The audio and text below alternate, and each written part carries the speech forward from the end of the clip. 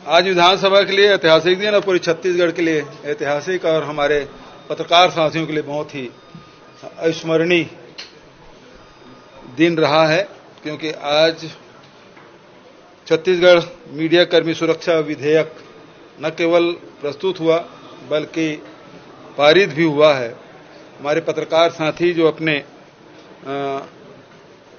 जान जोखिम में डालकर अंदरूनी क्षेत्रों में जाकर खबर लाते हैं, बहुत सारे ऐसे लेख भी लिखते हैं जिससे उनको, उनके परिवार के लोगों को खतरा बढ़ जाता है। साथ ही जनहानि के साथ धनहानि की भी संभावना बन जाती है। ऐसे में जितने भी हमारे पत्रकार हैं, चाहे वो इलेक्ट्रॉनिक मीडिया को हो, चाहे प्रिंट मीडिया को हो, चाहे पोर्टल के हों, सभी साथियों के जो ऑफिस में जो काम करते हैं वो भी और जो गांव में काम करते हैं उनके लिए भी न केवल अधमान्यता पत्र जारी करने का बल्कि उसे रजिस्ट्रेशन कराने की, जिसको अधमान्यता पत्र नहीं है, और कोई प्रेस यदि कहता है कि ये हमारे साथ में है और जो लगातार उसमें 6 महीने के अंदर में 3 लेख लिखे हों या स्टोरी की हों, ऐसे लोग हैं जिसको इस सुरक्षा मीडिया कर्मी सुरक्षा कानून के दायरे में लाया गया है ताकि पत्रकारों के सुरक्षा हो सके। जो उनके साथ कोई शासकीय कर्मचारी यदि दुर्व्यवहार करते हैं या फिर उनकी शिकायत के लिए भी एक समिति बनी है जिसको बहुत अधिकार संपन्न बनाया गया है, जो प्रदेश स्तर पे होगा और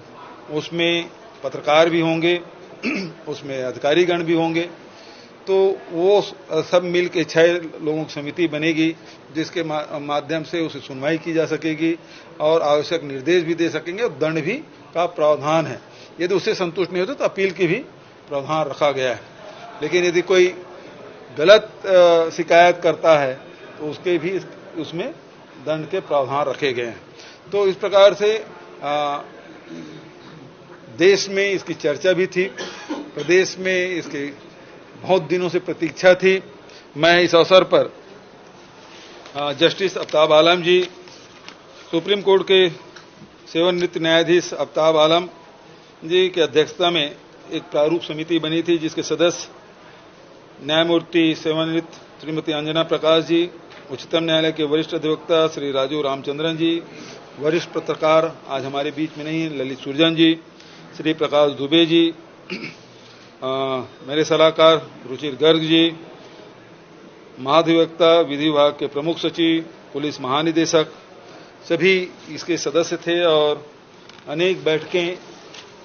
राज्य में और दिल्ली में करके विभिन्न संगठनों से चर्चा करके इसका प्रारूप बनाया गया और उसके बाद इसके प्रारूप को विभाग को सौंपा गया। विभाग ने लंबे विचार विमर्श करके इसको विधेयक के रूप दिया गया और इसे राज्यपाल से अनुमति लेकर विधानसभा में प्रस्तुत किया गया और आज वो पारित हुआ है। लेकिन दुर्भाग्य ये है कि विपक्ष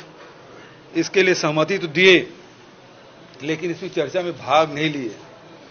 किन कारणों से नहीं लिए वो अलग बात है, लेकिन कुल मिला के जो उनकी मंशा थी, अजय चंद्राकर जी बोलने खड़े भी हो गए लेकिन बाद में उसके साथियों ने बिठा भी दिया।